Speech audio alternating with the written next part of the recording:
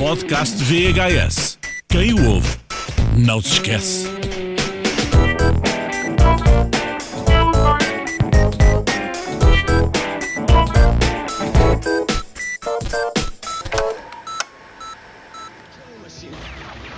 Imaginem que estão a viver num mundo onde a radiação está por todo lado.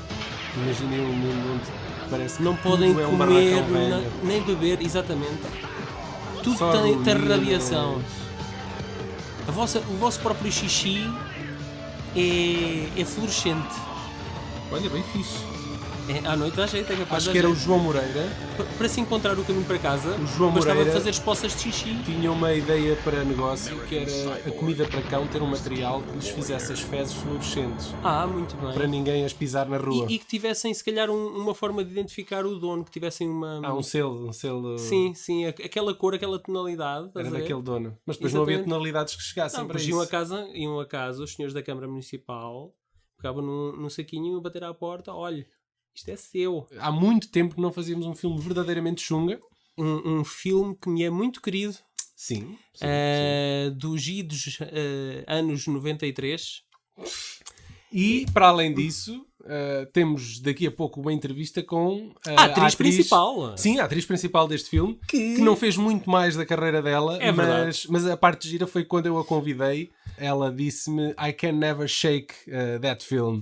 Que em português será tipo eu não consigo livrar, não consigo livrar deste filme. Sacudir do capote. Exatamente. É verdade. Há de cá estar sempre a assombrar. trela. E eu perguntei-lhe porquê e ela explica isso tudo na entrevista. Vocês vão poder ouvir. É muito giro, muito giro. American Cyborg, Steel Warrior. Pode ser mais um cocó, série B. Não digas produzido. com esse tom de voz. Não digo. American Cyborg, Steel Warrior. Epá, não. Está bem. É com entusiasmo. É como se fosse a voz dos Então, três. olha, diz o nome do filme que eu prossigo com o que tenho aqui escrito. American Steel Cyborg. E enganaste. Steel Warrior. Não é assim? Então, pera lá, deixa-me repetir. Opa, que nabo. Espera lá. Vá. American Cyborg. Steel Warrior. Pode ser mais um cocó série B produzido pela longa linha de montagens de cocós série B chamada Canon Films, a produtora que muito regozijo deu ao Paulinho durante vários anos. É verdade. Ou isso ou era andar metido nas drogas, por isso, olha, menos mal. Olha, devo a minha infância à Golden Globe. Muito bem. Porém, contudo, o que poucos saberão é que American Cyborg Steel Warrior. Acho que podemos adotar esta sigla ACSW, né? Para as coisas. Foi o filme que fechou a fábrica da Canon. Hoje temos este cruzamento geneticamente defeituoso de um filho de uma família de bairro da Lata pós-apocalíptico. Se o pai fosse o Terminator 2 e a mãe fosse o Children of Men do Alfonso Cuarón. É verdade, é vrai. não é? Este filme foi realizado em 93 pelo Boaz Davidson e conta com a participação dos ilustres desconhecidos Joe Lara. Quem é Joe Lara? Ele é uma espécie de visconde da pancadaria de série B. E a bela Nicole Hansen, que ainda hoje é uma bela MILF, e o Jack St. Ryan, cujo momento de alta carreira foi na série Roar, ao lado do Heath Ledger, são os cabeças de cartaz deste série Z. Esta Nicole Hansen, que o Paulo não pôde fazer a entrevista, fui eu que a fiz, e depois da entrevista ele disse logo, manda-me um frame dela, quero ver como é que ela está. Porque ela era toda... Opa, a gaja era toda boazaça já em 93 era. e continua Sim, um belo naco. Sim, senhor. E vocês vão poder ver, quem acompanhar isto pelo YouTube. E está livre e desimpedida. Isso é que eu não sei, tá? Tá, divorciou-se há pouco tempo. Eu tratei já de Sabes que ela me informar. andou com o Shane Black. Também, Andou com o Shane Black. ela é Ela muito viajada. Somos amigos. Ela é e gosta muito dos escritores. O anterior marido dela era escritor também, argumentista aí dos filmes de série B que ela fazia. Sim, ok. Pronto. Este filme não é do nosso padrinho Albert Pyun, mas muito bem que podia ser. Podia. Mas ele andava ocupado com o quê nesta altura? O Albert Pyun? Sim. Fazer o Nights ou algo assim do género. Este filme passa-se num futuro pós-apocalíptico, onde a humanidade é estéril e condenada à extinção.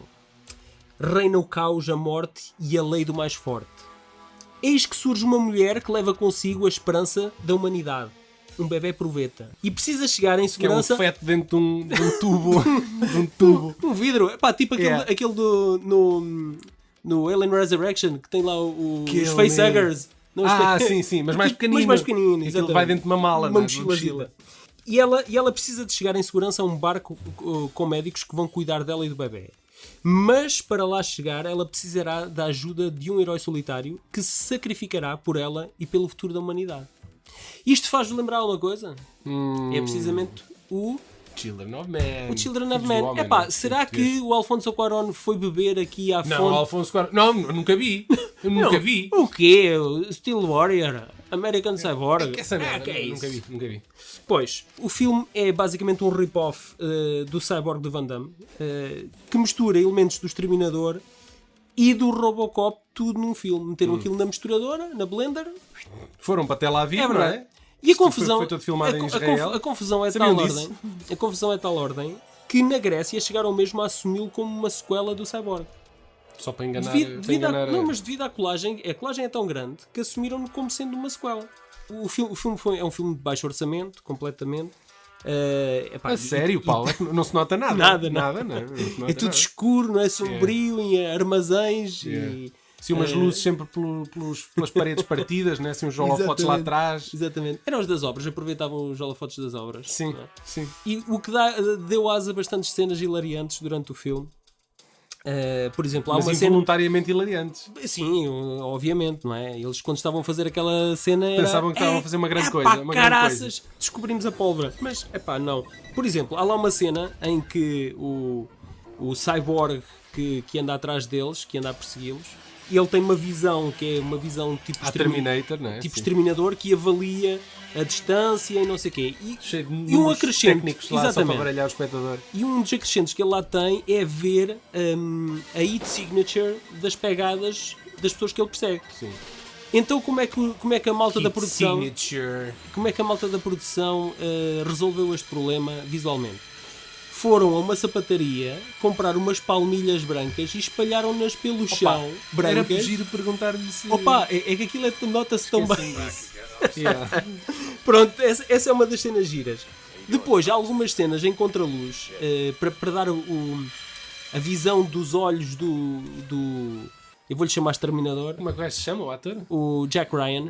Ele agora St. dedica-se Ryan. aos cavalos. Ah, é? É, a cena dele é Ele cavalos. agora penetra cavalos?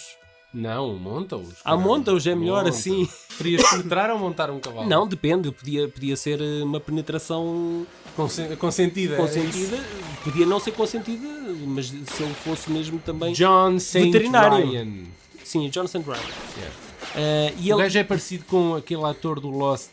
ele também entrou, E acho do- eu, naquilo do Força Delta, pá. Ele entrou num dos Força Deltas, acho eu. Delta Force 3. Está Pois, aqui. É o exatamente. Sergei. É pá, pois que aquilo é uma coisa já horrível. O filho do Chuck Norris é que entra lá também, acho eu. Nossa e família. Uma das cenas hilariantes, como eu estava a É parecido com o descrever- Locke do Lost. Sei que era. É o Locke. Locke? Ok. A malta, para fazer os olhos dele brilharem no escuro, arranjaram Com os gatos. uma artimanha qualquer, que são tipo 2 colherzinhas de plástico, daquelas de comer as sobremesas, brancas, em que o homem aperta com as pálpebras Sim. nos olhos e tem aquilo espetado lá nos olhos durante algum tempo, sem ver nada, não é? Só para fazerem um plano. Então, mas aquilo reflete a luz. É... Sim, porque aquilo é branco e Sim. refletia epá, aquilo salta à vista, passando a expressão, em relação ao resto. Epá, é estranhíssimo. Estou aqui Depois- a ver uma fotografia desse mesmo ator ao lado do Heath Ledger. Sim, na série Roar. É? É, na série Roar de 97. Quem se lembra do Robocop, lembrar-se-á também de uma cena em que aqui o nosso amigo Cyborg Exterminador, para se ligar ao computador central, à matriz, ele tem um dedo de onde sai um espigão, onde ele se conecta. Ele não tem Wi-Fi. Não tem Wi-Fi, ele tem que se É um conectar futuro muito estranho. para fazer as atualizações, não é, da informação nos postos que estão espalhados Sim. pela cidade, para aquele mundo obscuro. Yeah. Ele Ele enfia lá o dedito, né? enfia lá o dedito, faz lá o toque retal e fica a saber mais coisas. muito fixe. sobre a vida. Em geral. Exatamente. Há uma cena perto do fim, que é quando eles chegam às docas, e estão lá, há lá uma luta, e é aí que se faz uma descoberta sobre o nosso grande herói. Ah, é isso? Pois é, mas Há um spoiler alert, não é? Há um spoiler alert aqui, há uma grande descoberta. Mas agora que já fizemos o alerta, força aí. Pronto. Lá, o que é que se afinal descobre? o nosso herói, apesar de não ser tão forte como este cyborg exterminador, é também ele próprio um cyborg, só que não sabia. Ele não sabia. Não, pois, Terminator Salvation veio beber também à Também fonte aqui. aqui do cyborg. Perdidos e Cyborg. achados. Todo e qualquer filme que saia hoje, de alguma forma, foi beber. Epá, Foram os beber gajos ao American Cyborg. andaram a ver ali a coletânea da Golden Globes. Mas durante a luta há lá uma cena muito estranha, porque eles têm uma espécie de intestinos que é só cablagem. Então eles começam a puxar como os no Alien, lá, intestinos. o do Eish, não Sim, é? Que sim. é assim uns fios, parece esparguete. Epá, mas não, mas aquilo é diferente, aquilo é uns tubos. Uma coisa muito estranha, depois os gajos também, o sangue deles também é leite branco. também é. Andam sempre a beber do mesmo pacote. É porque pá, se for vermelho, tem que ser leite é logo magro. rated R, Tem que ser leite magro, porque senão alguns gajos ainda apanham alguma alergia. Durante essa luta de cena na água, no cais, há uma das metralhadoras que cai à água e milagre. O que é que acontece? Ela não se afunda, flutua. Começa a flutuar para longe deles. Porque era uma água baixinha. Era baixinha, baixinha, exatamente. Fundo. Era uma água baixinha que lhes dava pela cintura. Exato. Exatamente. Olha, eu nas minhas pesquisas encontrei o filme no iTunes Uau! por $10. 10 Está à dólares, venda está por bastante $10. caro até. E vou aqui ler. Está Só, muito só bem tem uma cotado. review. Só tem uma review lá escrita que eu vou ler porque achei muito gira. Que diz assim: What a babe! Joe Lara must be the handsomest man ever to walk this earth. He has blue eyes that hypnotize and a deep voice that would make any Meu woman Deus. or man melt. Not to mention his cool acting ability. This guy should be cast as James Bond. Joe plays a leading man superhero role. The movie has great sets and a dark, smoky feel that makes the scenes very believable. Pois. Joe is convincing and did I mention gorgeous? Where can I see more of his hunk? Olha, era nesta altura em que nós ligávamos para o Joe Lara e perguntávamos: olha lá, meu, não tens vergonha de andares para aí a. Tu achas que foi o próprio? Eu não tenho dúvida nenhuma que tinha sido ele próprio a escrever essa Tens a merda. certeza absoluta que foi o Joe Lara que escreveu Epá, isso? absoluta não tenho, mas a probabilidade é muito forte, digo-te já. Isso é um elogio. Pá, Tu subestimas o poder da internet. transpõe. Esse elogio pá, é sério quase. Sim, isso é etéreo quase. Ele leva a todo um outro patamar. Mas pronto, tu concordas com isto que ela disse do Joe Lara? Ele ou ele, não sei. dentro do género mau de filmes em que ele entrou, eu acho que ele sobressaía Ele tem aqui um filme que é o Hologram Man. Sim. Human Time Bomb. com o Brian Genesee. Está fixe. Aposto contigo, também já ouvi. E é Tá muito bem. mauzinho. A Nicole Hansen interpreta a Bella Mary, a mãe do futuro da humanidade. Não sendo particularmente boa atriz, ela é gira que se farta, não é? Não é só o Joe Lara. Tu não digas isso que ela é minha amiga agora. Está bem. E então, tens ciúmes? Ela- Exige pelo menos um bocadinho de Respeito. Está bem. Não esquecer, nós a seguir à entrevista voltamos aqui outra vez os dois e vamos inaugurar uma rubrica espetacular que vocês vão curtir bué, tipo bué mesmo. Estão a ver top. Que é tipo uma coisa que nós já fazemos normalmente É uma em todos coisa que os nós já podcasts. fazemos, mas agora demos-lhe um nome para ficar Pronto. mais giro e tal. É e só para coisa, termos está uma bem? rubrica, mais nada. Então, a seguir à Nicole, não fiquem por aí, até já. Até já.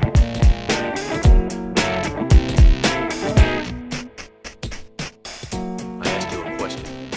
You wouldn't understand. Try me. It's a fetus, a human fetus. It's not alive, is it? Yes, he is, and it's up to me to keep him alive. What kind of bullshit were those lab people feeding you? Don't you know that women can't get pregnant anymore? Well, they found one who can. Isn't this proof enough? Explain. I don't have time to explain it right now. And you really believe this is going to stay alive? Yes, it is, if I get it to the port on time. What's at the port? I told you, I'm meeting a boat there. She is a writer Trading and a this producer, fetus an actress also, amongst many other projects. There But is today no she is the last fertile woman on a post-apocalyptic world from the movie American Cyborg, Steel Warrior. It's always an honor to have someone who lived in the old and ugly 80s and 90s future of scrap metal and cans on fire. Hello, Nicole. How are you? Hi. So when I first invited you for this conversation, when I mentioned American Cyborg, you said I can never shake that film. Why did you say that? Why did I say that? Well, I still get even tweets and fan mail and people asking for my autograph, like mostly from overseas, which is kind of cool. But every once in a while, I'll run across somebody. Like one time I was with one of my ex-boyfriends, Shane Black, and he introduced me to Quentin Tarantino, and he said, she starred in American Cyborg, and he went, "Oh my God, I love that movie." Like, what? Seriously? So you dated Shane Black? Yeah, I did for about a year and a half, 2 years. Okay. The people that know that film, you just never know, because most people don't.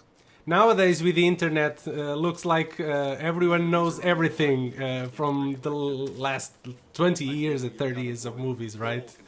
Yes, it seems like it. That's the way I feel, because I grew up watching that kind of movies, especially my friend who's not here today.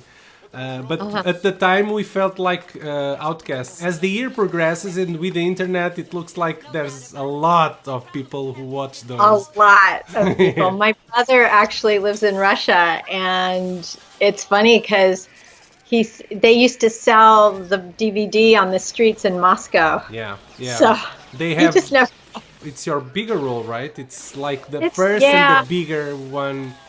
You've done I've done a few indie films. Like I did a film that was released called Beyond the Ashes, but it was called Ash Tuesday at the Tribeca Film Festival, and that was a pretty large role, but it was more of an ensemble cast. So, yeah. In American Cyborg, I shot 6 days a week for 8 weeks straight. So yeah, I was in almost every scene. Yeah. Where were you when that project came to your lap? I was living in LA, and I'd been working with the writer Brent Friedman on another project that I was doing. It was like an art film that I was supposed to star in with Christopher Walken and Andre Gregory. And while we were working on that, this spec script that he had written, American Cyborg, had been picked up, and they were casting it for Canon Pictures. And he kept telling them that he thought I should read for it because I was exactly what he had imagined for it. So I went in and auditioned, and Brent was there, and the CEO of Canon Pictures was there, and the director, Boaz Davidson, and Brent just really fought hard for me. So I think he's really the reason I got it. And we're still friends today, by the way. Cool. What were your expectations at the time when you start shooting the movie? What were you expecting a big action movie like that, or you were expecting something else? Well, I mean, things kind of were different back then as far as, well, like I could tell the cinematography was going to be great. So by 1992 standards, the cinematography was really good. But it was a Canon picture. So even though they'd done Runaway Train, I wasn't expecting it to be Runaway Train. And even though I'd always thought that I was going to be doing more serious acting roles, I kind of knew what I was getting. It was just a hellacious shoot from the very beginning. So hellacious? What does that mean? What does that mean? Because it was like hell. Hell. Okay. Yeah, it was a hard shooting. It was very hard because we were shooting in a bombed-out chemical factory in Tel Aviv. Tel Aviv, yeah. And it was a detergent factory, so I don't really know what I was like trudging through every day, like detergent and all kinds of stuff. So it was kind of hazardous. And there were a lot of stunts, and I did have a few accidents. I did end up in the hospital a couple of times. Why was that? So, well, one time I slipped and fell. I was running. In detergent, maybe. Yes, you slip in detergent. It's very slippery when wet. But I had been running, and I kept asking the costume department. They had these like thigh-high boots they had given me, and they had no treads on them. And I said, you know, I'm running a lot. I probably need some treads. And I'm not the most athletic person, as you can probably tell in the movie. I really do look like I've been underground my whole life. Yeah. But so I slipped and I fell on a light stand. And I still have a dent in my thigh from it, to tell you the truth. But so it's not only the fans who remind you the movie; it's also those war injuries like that. Exactly. But let me ask you a thing: was really a yoga mat that necessary when you're on the run? A pink yoga mat. Oh, I think that was I was supposed to be sleeping on that. Yeah, I'm assuming that. But it just catches the sight, that pink thing behind you all the time. Oh, right. Yeah, I forgot about that. I mean, I know I've camped before and I've had a roll, like a little bed roll. I think it was supposed to be a bed roll, like when you camp, you know, and you're sleeping on the ground. So either that or a sleeping bag. I was in the Boy Scouts. I used that a lot also, but yeah. Not a pink one. I can tell you that. That was just for Mary, because I was the Virgin Mary of the future. Yeah. And the last fertile woman on the planet. I mean, that's, very comfortable. Yeah. That's also, I was going to ask you if you saw Children of Men, the Alfonso Cuarón movie. Oh, yes, I did see that. I went to see that with one of my little brothers. Did you catch the resemblance? Yeah. In fact, my brother just went, I'm pretty sure you starred in this movie and it was called American Cyborg. Yeah. What he said when it was over. And I was like, yeah, it seemed awfully familiar. Yeah. So. But why, I don't recall, why did you have to bring your baby on a jar? Why was in the backpack? Yeah, why that? Well, I think it was a test tube baby, and I think that perhaps maybe I couldn't carry it. I can't remember the script so well now. I haven't seen it in a few years, but I think there was a reason for it, that it was in the bottle. Do you remember the prop thing? Oh yeah. How was it? Really well. It looked like a fetus. Yeah. Okay. Yeah. I had to kind of tell myself it was somebody I really cared about in there. So this is the final film for production company Golden Globus. Did you feel the weight on your shoulder for being the last film from the producers Menahem Golan and Yoram Globus? Well, actually, Menachem was no longer involved in the company when we shot that. So it was mostly Yoram. And I don't think they thought it was the last one. Yeah. Yeah, no one knew that until after it was released. I know they were in the process of selling the company, and the movie had not been released until I believe the sale had already fallen through. Of the company. So I think it was just kind of released after the fact, after they started shutting down. So you were telling me off the record that you have been in Portugal while promoting this film. Can you tell me a bit about it? Well, actually, I was in Portugal. I had done a movie with David Bradley, the action film star. I think he did American Ninja.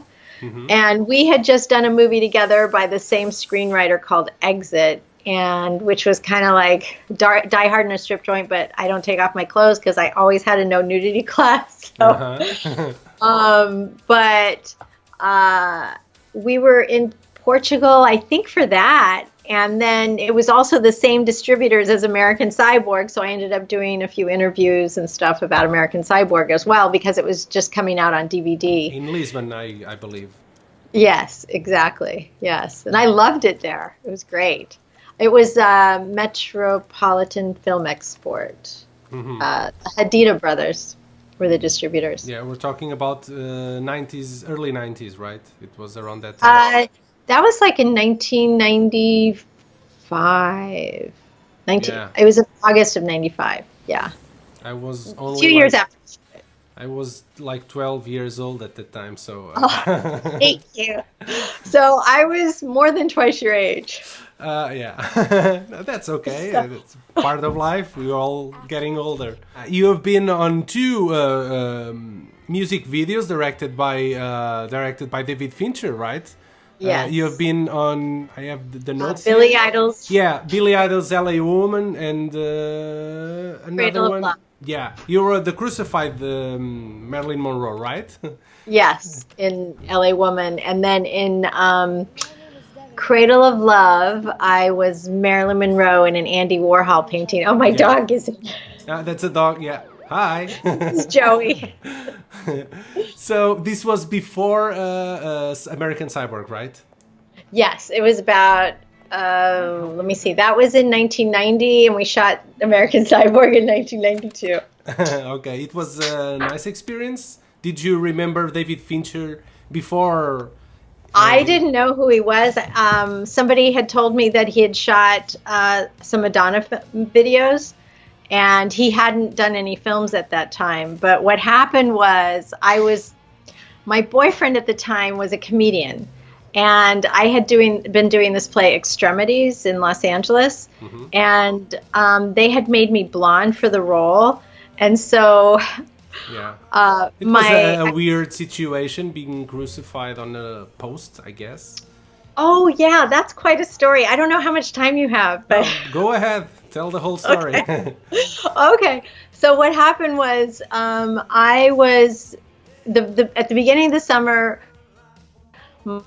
Came back from Las Vegas, and we had a beautiful house. And he told me that he had gambled all his money in Vegas. That he had been headlining at a comedy club there, and that we didn't have any money for rent. And so I was going to. He had seen this Marilyn Monroe lookalike contest was going to be held by the local cable company. And he said, you could play Marilyn. And I'm like, I'm not. No, I'm not Marilyn. So I'm a serious actress. And so he bought me a dress. Marilyn Monroe also wanted to be a serious actress. So. Yes, exactly. So he bought me like this 1950s dress, and he put me, he entered me into the contest, and I kept going, I am not doing this. I am not doing this. Then he got me a book, and he said, do your makeup like this. I'm like, I am not doing this. So finally I did it because I didn't want to lose the house. So I went for the contest, and all these girls came in like costumes. Like one girl came in the bus stop, burlesque costume. And another girl came in the 7-Year Itch. And then they got up and they did these entire routines out of the movies. Like, entire routines. And I just was sitting there going, uh-oh, I'm in trouble. Not a chance. Yeah, I didn't prepare anything. I just did my makeup. So the guy, Ron Smith, who does all the lookalike, he's a lookalike agent, came up to me on camera, and it was being broadcast live on Cablevision, and asked me what I was going to be performing. And I just went, as if I were Marilyn Monroe, I just went, well, I didn't really prepare anything, but I'm not exactly sure what to do. And so he said, it was a perfect Marilyn, right? And so he said, well, why don't I just interview you? So he interviewed me, and I just answered as if I were Marilyn Monroe. And because I had studied Meisner, and everything is as if you're that person. So the next thing you know, I won. And a day later, I guess David Fincher had seen it.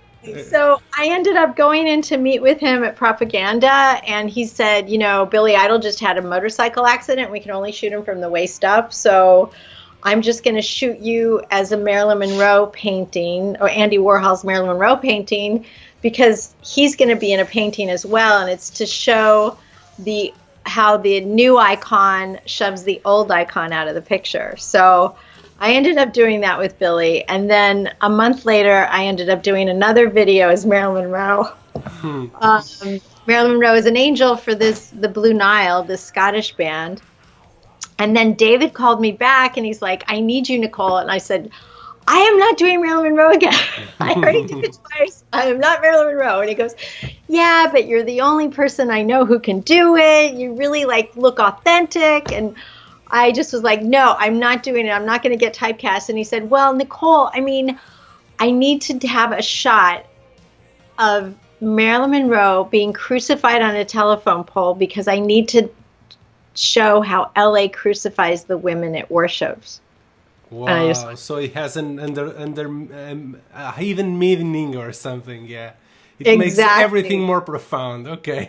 Exactly. So I did it. Of course, I did it. And, you know, he kept telling me, don't worry because we're going to cheat the shot and you'll only be 6 feet high. And I get there and I'm in costume and it's a real telephone pole. Yeah. And I'm like, oh my God. And he goes, yeah, you know how I said we were going to cheat it? Well, that didn't really work. So you're going to be up there. And I'm like, and so they took me up on this cherry picker and they started tying me up. And he's like down at the bottom with a bullhorn. And there's like all these tires underneath.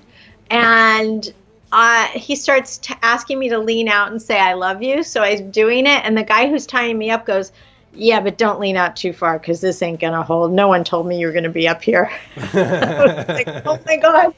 So by the time we finish, and I'm looking down at these tires thinking, okay, I'm only standing on this little piece of wood like this. So I thought, well, if I fall, I'll fall into the tires. That'll be a soft landing. And then they lit the tires on fire. Yeah.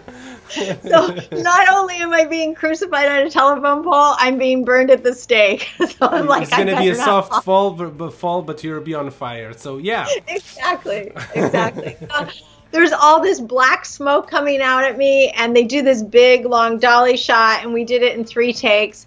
And by the time they came and got me off, I collapsed onto the cherry picker, and David picked me up, threw me over his shoulder, and literally said to me, Nicole, that was the best shot I've ever done in my entire career. And I said, then put me in that movie you just got. And he said, he said, I can't. You'd have to be a man. You can't, you'd have to be bald for a man. So and it would be Aliens 3. Oh, yeah, that's what I was thinking. Yeah. It could be a woman, but Sigourney was the one already. She was already cast. Yeah. So it's an all-man cast. Now that I think of. Exactly. That's why he said you can't. You wouldn't. He wasn't lying. He was being honest. He wasn't lying, so I forgive him. So I think we're getting at the end. Can you tell me what projects are you working on right now? Well, I mean, I'm not really acting anymore. I stopped acting. I went on a few auditions after I had my kids. Mm-hmm. And, I made a few indie films that I produced with my ex-husband. And the problem is when I started going out on auditions again, I'd go to these auditions and these girls would be like 10 years younger than I am. Mm-hmm. And they'd already be getting Botox and all this kind of stuff. And I'd go to these auditions and I was thinking like a producer rather than an actor. And it was just really hard for me to go back to that when you're a divorced mom with 2 special needs kids. And so I have very talented kids. They act and direct and all of that. But one's high functioning autism and one has like dyslexia, but he's a great director.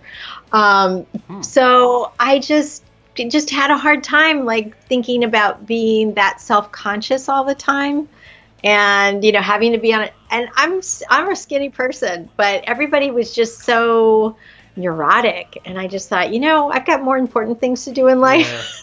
Yeah. It's still like that because we have that preconception of young actresses doing makeup and Botox and all that. It's still like that? Yes, even the young girls. And I just, I thought when they want to know what an 85-year-old looks like, that's when I'll go back to work. When they need someone who really looks 80, because I'm 50 right now. But agents still look for those girls? Well, I mean, I think what's happening is I have a friend who's like an executive at a network, and she said to me, that they've literally had to cancel a show because the actress, who was only 30 years old, had so much work done over the hiatus that with she was different. She looked different. Yeah. So that saddens me. It makes me sad too. Yeah. So I just kind of want to be, this is what I look like, and I don't want to be so self-conscious. And so I have my own digital branding company. I do online PR, web design, social media. We do for clients who are in the entertainment industry. So since I've done so many different jobs in the business, that's a great way for me to, work with people in the business and help raise their profiles. And then, so it's basically web PR, I guess, web PR and marketing. Yeah. And then I also have a few projects that I'm producing, one by one of the Seinfeld executive producers, Peter Melman. And that's a really fun project. So my son is a senior in high school. My youngest son is a senior in high school. My other son's in film school. So hopefully we'll be doing those soon. Nicole, it was a big pleasure to speak with you. That was really fun. Thank you very much, Nicole. Bye-bye. Okay, take care. Bye-bye. Regressados aqui à sala de estar, eu e o Paulo. Este foi o último filme da prolífera produtora Golden Globes. E não sendo este o filme que ditou a sua falência, também não foi aquele que o salvou da bancarrota, foi apenas aquele que fechou a porta. Trum! E então agora chegou o momento de inaugurarmos este belo espaço que é chamado Esse Gajo. I couldn't think of a more horrible job if I wanted to. É esse gajo. A rubrica chama-se Ei, Esse Gajo. E vai ser o momento em que o Paulo vai ao IMDb desse gajo. e vai falar de coisas sobre esse gajo. Não só no IMDb, desculpa lá. Eu pesquiso, eu prescruto a internet. Eu sei que a tua... revistas que eu ainda lá tenho. Eu sei que a tua espinha dorsal, onde tudo começa e tudo acaba, é no IMDb. Então, e hoje quem é o gajo, ou gaja, não é? É o Sr. Boaz Davidson. Quem é Boaz Davidson, Paulo? Ele é um realizador de guerrilha da escola palestiniana que ganhou uma bolsa de estudos. Espera. Realizador de guerrilha da escola palestiniana? Sim. Eu sei o que disse. Ele fez cinema? Foi mesmo cinema o que ele fez? Sim. Então vá, continua. Desculpa. Boaz Davidson é um realizador de guerrilha da escola palestiniana que ganhou uma bolsa de estudos para estudar cinema em Londres e depois viajou até à meca do cinema em Los Angeles, onde acabou por ser o cofundador da New Image, que era uma microprodutora que fazia umas produções de ação do mais reles que há para encher as prateleiras de vídeo e os horários da madrugada das TVs por cabo. Basicamente era uma quinta com barracões e carros abandonados espalhados pelo perímetro, tipo campo de paintball. E era lá que filmavam todas as cenas de perseguição e tiroteio de todos os filmes que faziam, onde as explosões estavam colocadas estrategicamente nos mesmos sítios e chegavam a usar cenas de uns filmes para os outros. E agora a parte perturbadora é que tu sabias exatamente onde é que cada um desses sítios estavas em cada um dos filmes, não é? É verdade. Esta é a parte esquisita, mas vá, continua. Para tu veres o quanto que eu consumia de produções da New Image. Yeah. Era quase um mini parque temático. E foi neste ambiente que David Bradley, Frank Zagarino, Brian Genesee e Joe Lara começaram a evidenciar-se. No entanto, a New Image cresceu, associou-se à Millennium Films e agora dá cartas ao lado dos gigantes estúdios, produzindo a série Expendables com Stallone ao leme. Está bem? O Boaz Davidson, ele é um produtor muito prolífero, é uma espécie de Paulo Branco. O que é que queres dizer com prolífero? Faz muita coisa. Muita coisa. Não é necessário. Mas okay. Prolífero é produzir muito, fazer Espalhou-se muito, né? Espalhou-se muito. O género de cinema que ele tem feito vai assambarca todos os estilos, mas nunca foram filmes particularmente memoráveis, e ele evidenciou-se de facto foi como produtor e não como realizador ou argumentista. Já acabou? Já acabou. Muito foi bem, só Paulo. isto. Esse gajo. I couldn't think of a more horrible job if I wanted to. Chegámos ao fim deste podcast. Espero que tenham gostado. Foi um podcast bastante prolífero. Foi um chafurdance. Viste, eu usei prolífero. Conversámos sobre o filme. Foi um chafurdance. Conversámos com uma atriz que entrou no respectivo filme. Inaugurámos aqui uma rubrica. Embelezámos aqui uma coisa que já fazias, não é? É verdade. E nem que eu caminhe por entre vales e sombras, eu não temerei a morte. Eu dobrarei o cabo bujador e lá chegarei perante 1000 tormentas.